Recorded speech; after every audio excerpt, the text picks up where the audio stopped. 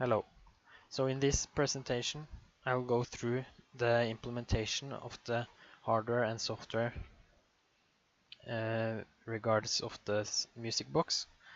This is Group 5 and my name is Eivind. So the first step in regards of the software implementation was to define the different IP blocks that we needed to use in the microblaze design. Now, after that, we had to use the SDK, which is a software development kit used for high-level synthesis with C or C++ on FPGAs. I will also show a demo video of the software implementation. So the first step was to define each of these blocks, which can be done in the IP generator or IP block design in Vivado. So it consists of various blocks. As you can see, here is a microblaze IP package or IP core that is used as a processor. In this blue box we have the UART, which is used to communicate with the computer to send the different nodes. We also have used a PMOD GPIO, which stands for General Purpose Input Output, which we can use to connect the PMOD on the FPGA. This means that we can receive signals from the UART through the computer, and we can then send these signals through the PMOD GPIO package and output to the buzzer.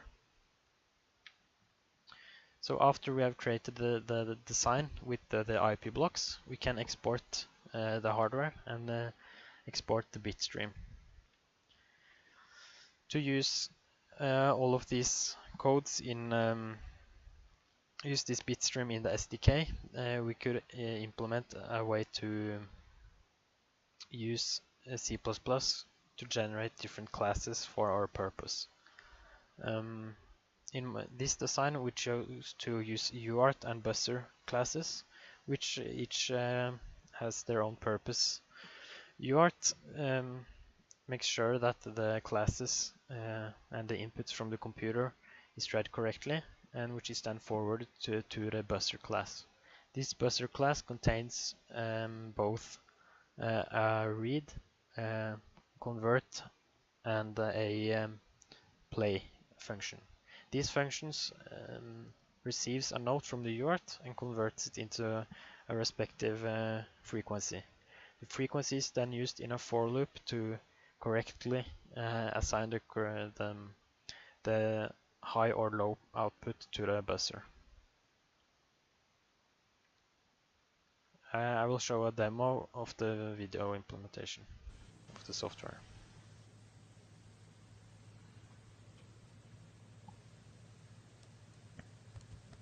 So here I'm trying to type different notes, and it is sent through the terminal.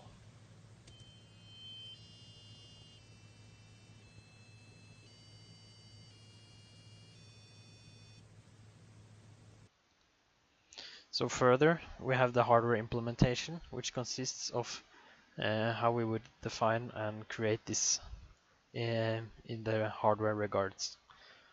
So the first step would be to utilize the FSMD chart, which we did, so we knew which blocks to use. So in this we used a UART, and we also used a code converter, modem counter, and a flip-flop. Each of these blocks doesn't work by themselves, so we also have a FSM to control whether to receive a signal, send a signal, and so forth.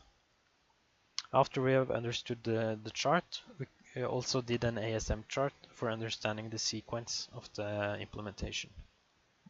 So this is simply the start, which clears the flip-flop and says, okay, we're done, then continues for checking for the notes that you've been typing. After this have been stored in the memory, which also are some ASM charts not included here, it forwards these notes to the play functionalities of the implementation. After the done here, then you check, okay, should I play one more? And if it's true, then you set the buzzer to go, the bus of the RAM to go one up, so it can play the next note.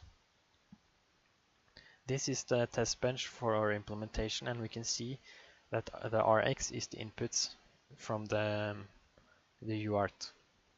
So in this case, it is an ASCII code for A, and then it's an ASCII code for B, and then a line feed respectively. After it receives the line feed, it understands that everything has been sent, and it can then start to play as needed. So what we can see here is a PWM signal, which is used by the toggle flip-flop that is enabled each time we get a signal from the T-in. This is generated with the mod M counter.